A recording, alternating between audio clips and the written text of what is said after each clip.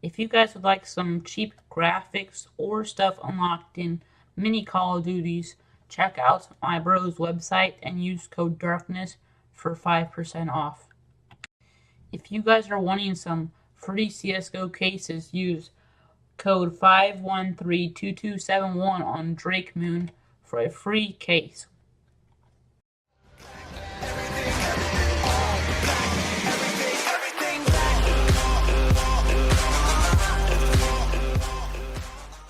So today we are back with another designer. His name is DevilCube, and today we're going to be asking him a couple questions. So if you want to introduce yourself real quick. Okay, hey guys, this is DevilCube Designs, and pretty small introduction. I actually live in India, and I'm 21 years old, and I do designing as a hobby. I actually also have a day job, and I have a degree to finish.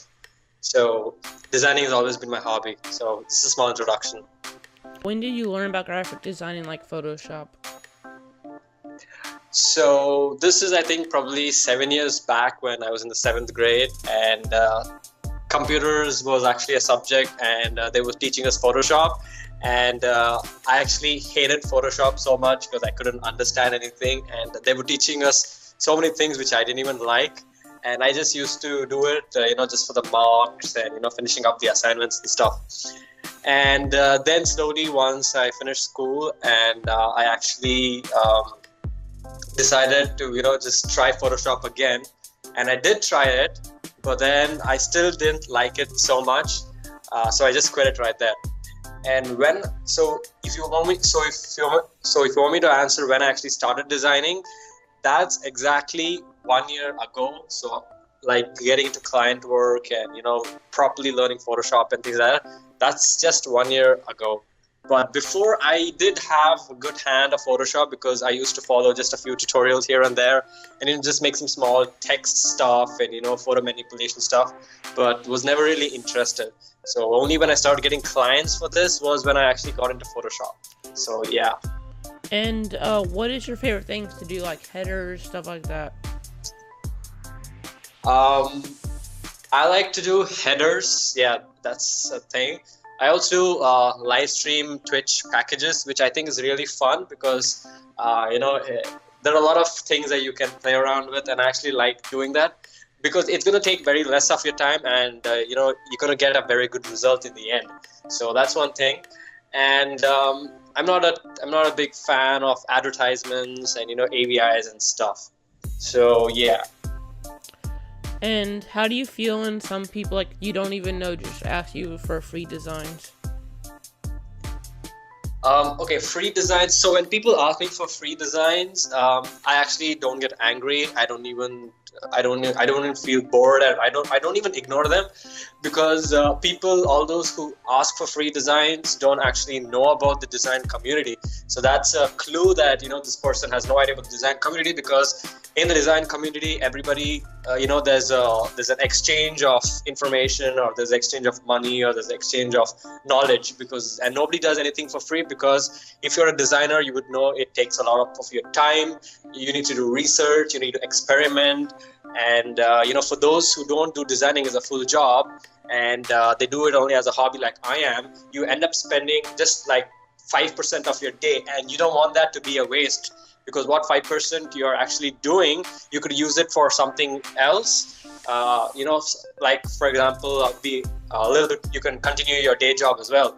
So that small part, you want it to be, you want it to mean something. So that's why you actually charge people, and that's important to charge. So coming to your question is, when people ask me for free work, I just directly tell them, I'm sorry, I don't do free work, but I do suggest them to a couple of friends and chats which I'm in that do free work. So that kind of helps them out, and by doing that, you also gain reputation, even though you didn't make any design for the client.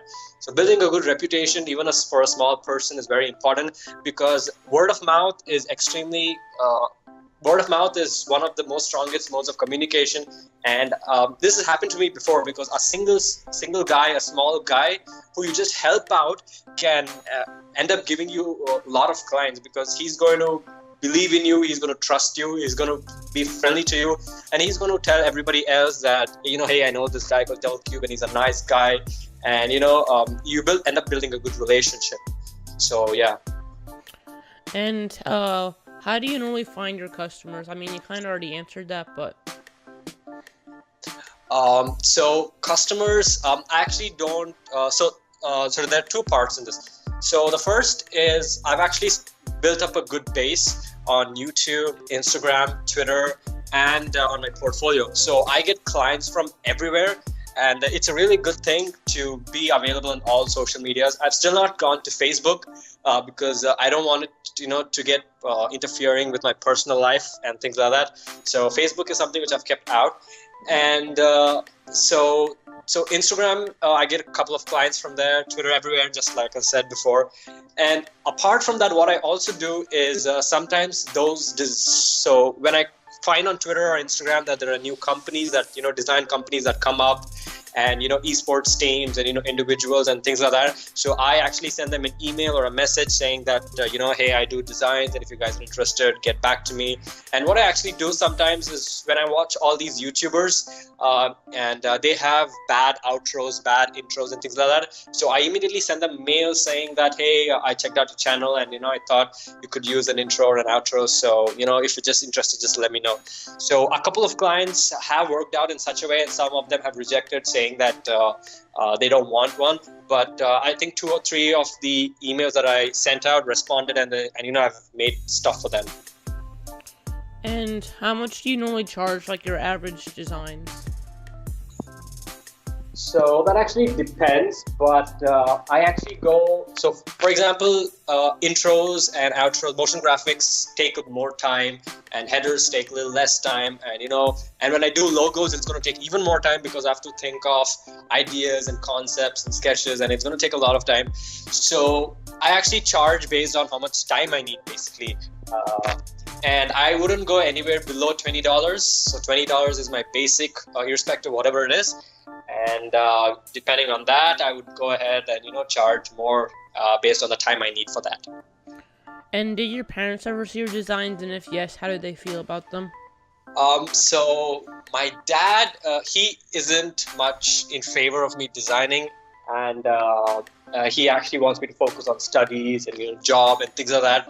But so I try not to tell him anything, or try to hide my make sure that he doesn't know about designing. But my mom is completely supportive because she knows I'm earning money with that, and she's completely cool with that, provided I do my studies well, and I do good in the work, on my day job and things like that. So yeah, that's what my parents do. And what do you think are some good tips, like starting off designers? Okay, so for starting off designers, one thing you need to one thing you have to set in your mind is what is your goal and what do you actually want to do. So what kind of designer are you? Are you going to be into motion graphics? Are you going to be in your advertisements? Are you going to be into logos and illustrations? You got to start off with one. You can't start off with everything because it's going to take a lot of time. So I started off with short film making, visual effects, and then I got into Photoshop, and then after that I got into logos and illustrations and things like that. So for designers, for beginner designers, first thing, identify what you want to do, and then what you need to do is watch a hell lot of tutorials, because the internet has a lot of free resources where you can watch and learn, and that's how I actually started. I've been into this design thing for the past 5-6 years. When I say design, I also mean filmmaking, editing, short filmmaking, visual effects, and things like that. But Photoshop has just been just 1 year ago. So you have to watch a lot of tutorials online, and once you get a good base of the software and you start making good designs, one thing you need to constantly do, which I also do, is asking for feedback and suggestions. So to be honest, Twitter is the most amazing social media platform which anybody can use to get a lot of exposure, a lot of feedback, a lot of suggestions. And I've grown very much. I've just grown a lot just because I joined Twitter, and it's helped me so much because for every design I make, I end up asking people for the feedback, at least 2, 3, 4, 5 people, and they give me their inputs, and I learn more and more. And also, one thing you need to do is you need to follow people who actually inspire you, and those designs which you like. And for example, you see a small thing in a header or a avatar, and you don't know how to do that. You immediately go to the person and you ask them, hey, I really like to design. Can you please show me how you did this, or just tell me how you did that? So constant suggestions and feedback is an important part for startup designers. And what do you think, like, out of my designs? Like, I only started, like, I think a month ago, so what do you think about them so far?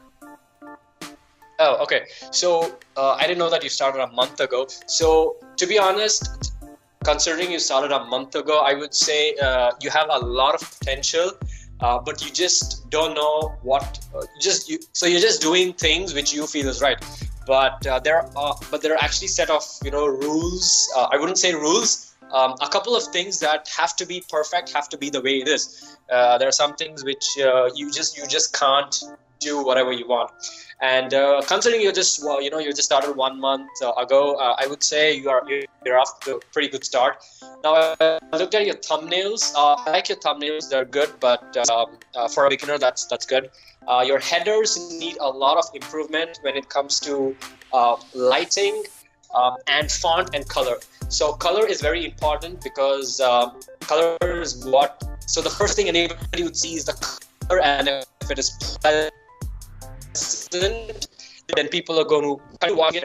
If the color is bad, then people are just going to take a second and just scroll through it. Fonts is one thing which is what I noticed. Your fonts, the logos that you use and the fonts that you use don't match. They have to be, they have to mean something when they, you look at them. You can't have a calligraphy font and a mascot logo. It doesn't make sense. An example. So logo has to be uniform, which is what I would say. Another thing I want to say is the layer styles. Try not to add in a lot of things in the layer style, like bevel and emboss, and gradient and stroke and inner glow and drop shadow.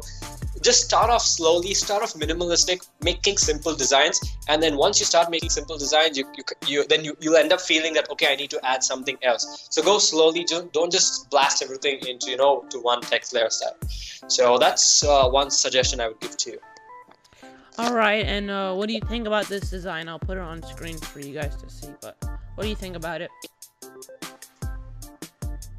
I can't actually see it. Hold on. Can you send it on Twitter? On the Skype chat. Yeah, one sec.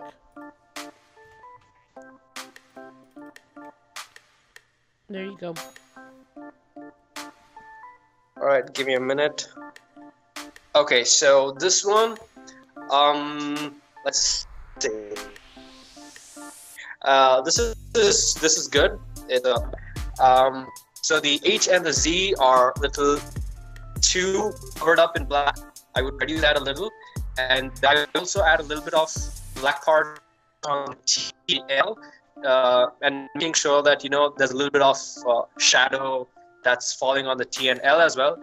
I would add a little bit more glow on towards the head where there's actually flames, and on the background actually, to show that the picture is actually in front and the shadow of the head is falling on the background. Maybe a couple of particles. Obviously, it's fire. Particles is something that you have to add. No matter whatever you want to do, particles is something that's a master in flames. So, yeah, that's the design.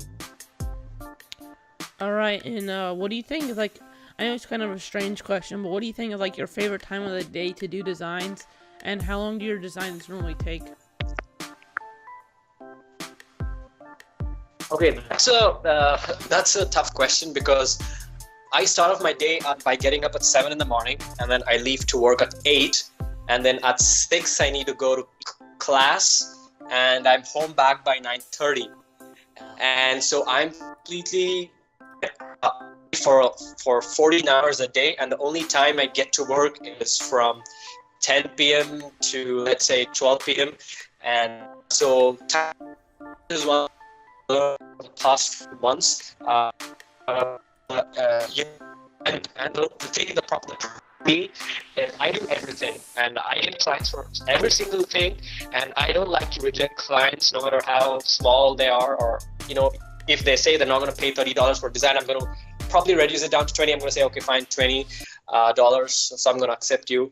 I end up spending a maximum 1.5 hour a day, and apart from that, I also have my YouTube channel to run. So I have to make tutorials for that. I need to record, and editing takes me around 3 hours, and uploading takes me another half an hour. So yeah, I would say I work for probably an hour and a half in a day, and sometimes I don't even work when there's too much work. I'm too tired.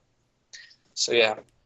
All right, go check out DevilCube's links down in the description, and just go check out his channel and all his ports and stuff, because he has some pretty cool tutorials. And I'll see you guys later. Peace out.